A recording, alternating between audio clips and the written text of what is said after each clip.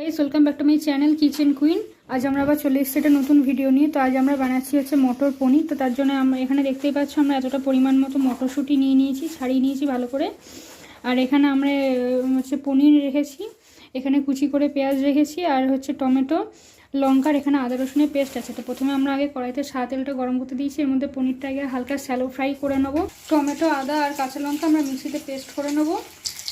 আমরা পনিরটা shallow fry করে নিয়েছি। এবার হচ্ছে এই তেলের মধ্যে আমরা জাস্ট অল্প একটুখানি ছোটো দারচিনি আর এলাচ ফোড়ন দেবো। ফোড়ন দিয়ে এর মধ্যে আমরা পেঁয়াজগুলোকে ভেজে নেব। এখানে পেঁয়াজগুলো দিয়ে দিয়েছি ভাজতে। এখানে আমরা এতটা পরিমাণ মতো নুন দিয়ে দেবো, দিয়ে ভালো করে মিশিয়ে নেব।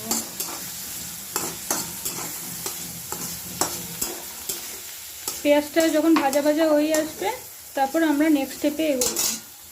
এর মধ্যে আমরা অল্প একটু পরিমাণ মতো আদা রসুনের পেস্ট দিয়ে দিচ্ছি, দিয়ে ভালো করে এটাকে কষিয়ে নেব যতক্ষণ যাতে গন্ধটা চলে যায় সেরকম মতোভাবে কষিয়ে। পেঁয়াজটা প্রায় ভাজা ভাজা হয়ে এসছে। এবার আমরা এর মধ্যে অল্প একটু পরিমাণ মতো হলুদ গুঁড়ো দেবো, অল্প একটু কাশ্মীরি রেড চিলি পাউডার এখানে ইউজ করছি, আর তারপরে হচ্ছে ধনে গুঁড়ো দিয়ে দিচ্ছি এর মধ্যে। পেঁয়াজগুলো প্রায় ভাজা ভাজা হয়ে এসছে। এর মধ্যে আমরা এখানে মটরশুঁটিটা দিয়ে দিচ্ছি। আমরা এবার টমেটো, কাঁচা লঙ্কা, আদার যে পেস্টটা করেছিলাম সেইটা এবার এখানে দিয়ে দিচ্ছি। এবার এটাকে ভালো করে কষিয়ে নেব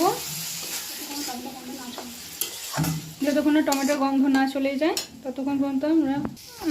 আমাদের এবার ভালো করে কষানো হয়ে গেছে। এর মধ্যে আমরা পনিরগুলো দিয়ে দিচ্ছি। পনিরগুলো দিয়ে এবার ভালো করে কষিয়ে নেব। আমরা পনিরটা দিয়ে ভালো করে কষানো হয়ে গেছে। এবার আমরা এর মধ্যে অল্প ওই ঈষদ উষ্ণ জল ইউজ করছি। তো আপনারাও ঈষদ উষ্ণ জল ইউজ করবেন, তাতে করে রান্নার স্বাদটা ভালো থাকে। তো এটা মোটামুটি ফুটে গেলেই আমরা গ্যাসটা অফ করে নেব। আমাদের এখানে ঝোলটা প্রায় ফুটেই গেছে। তো এর মধ্যে আমরা একটু কাসুরি মেথি হাতে গ্রেট করে নিয়ে দিয়ে দিচ্ছি এর ওপর থেকে।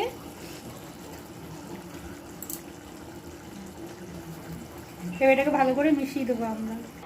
এখানে আমাদের মটর পনির রেডি হয়ে গেছে, খুব সুন্দর গন্ধ বেরিয়েছে।